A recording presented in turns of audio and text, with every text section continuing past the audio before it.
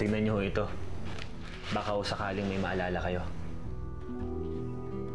Ang cute. Siguro lang ho, sir. Kailangan niyo lang ho siyang makita para may maalala kayo. Pumunta ka dito sa likod. Ano ba meron dito? Hindi ko na kaya maghintay pa. Chad, will you marry me? Trudis, halika, sumama ka sa akin. Dali. Buhay si Sir Nick. Tama si Trudis. Honey, ano nangyayari sa'yo? Huwag kang magsasalita ng ganyan dahil kapatid mo si Precious. Ano? Papa Nick!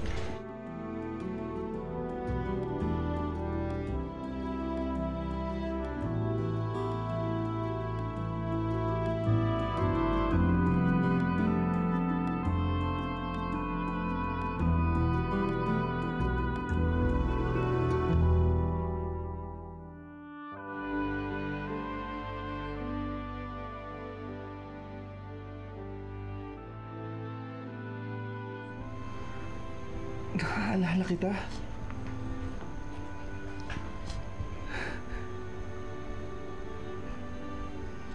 Ikaw yung bata sa picture. Papa Nick. Bakit papanik ang tawag mo sa akin? Anak ba kita? Opo. Ako po si Trudis. Wala po ba talaga kayong matandaan?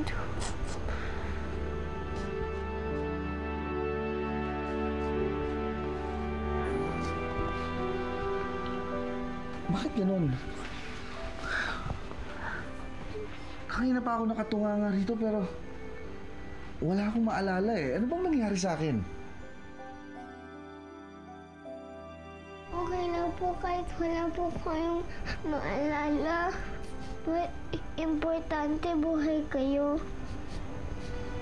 Masayang-masaya po ako.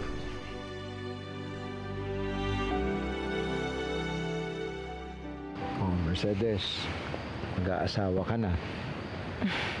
Siyempre, mawala na ang dalaga ko. Di ba, Menang? Malungkot na naman itong bahay. Tay, huwag niyo nang sabihin yan. Eh, nandito pa rin naman ako ah. Oo, pero siyempre, iba yung may baby kami. Di ba?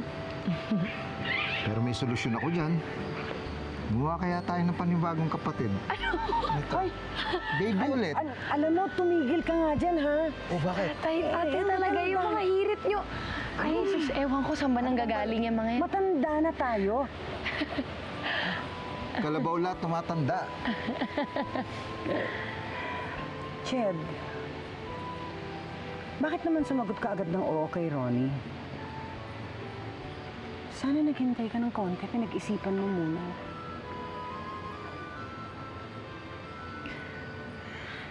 Ayoko na, Nay. Tsaka, nandyan na yan eh. Papanindigan ko na. At isa pa,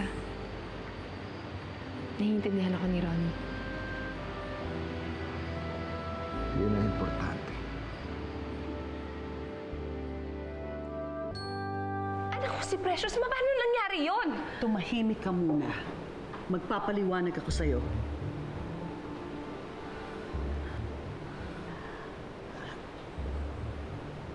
Bunga si Precious ng isang pagkakasala. Bata pa ako noon nung nabuntis ako ng isang kasamahan ko sa sindikato. Iniwan ko siya sa isang kaibigan at nagpalipat-lipat siya kung kani-kanino. Hindi ko alam kung ano nangyari sa kanya.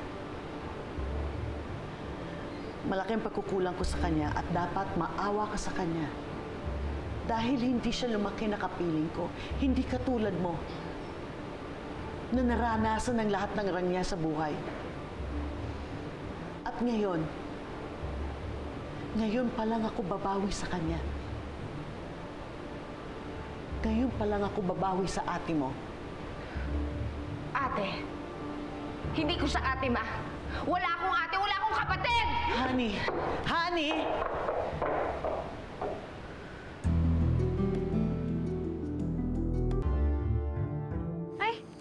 Salamat naman at dumating ka. Kanina pa kita inaantay dito eh. Pinapak na nga ako ng lamok ko.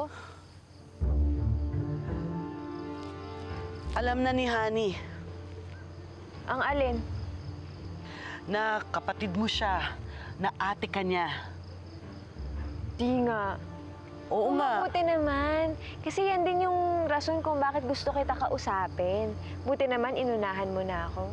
Tapos kung sawang-sawa na ako sa pakikipagbagay dyan sa mga tao na yan. Kailangan ko sabihin sa kanya, kesa naman mapagkamalan tayong lesbiana. Matanda, kailan mo sasabihin? Precious, magulo pa. Pero darating din tayo dyan. Sa ngayon, kung pwede lang sana, medyo taasan mo pa ng konti ang pasensya mo. Sige. Pero bilisan mo. Bilisan mo. Tinaasan mo ng pasensya mo, nalagay na yan? Ah. Wow! Ang bilis, ah!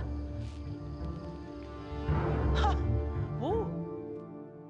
Pag natutulog po siya, nagtatanggal po siya ng ipin, tapos ganito po siya magsalita. Nanay ko ba yun? Opo, sir. Pwede ko ba siya makita? Delikado pa ho, sir, kasi hindi pa ho natin alam kung sino yung pumatay sa inyo. Mamaya ho, makakita niya kayo, pagtangkahan niyo ulit yung buhay niyo. Wala man lang ba kayong pinagsususpetsahan? Maasa na lang ho ako sa paggaling niyo na maalala niyo ho yung aksidente yung nangyari. Paano kung di na bumalik ang alaala ko? Okay lang po kahit di po bumalik ang alaala nyo. Naaalala ko naman po kayo eh. Kayo po si Papa Nico. Nick. Nick ang pangalan ko. Ikaw ang anak ko, Rudis. At ang nanay ko si Hershey.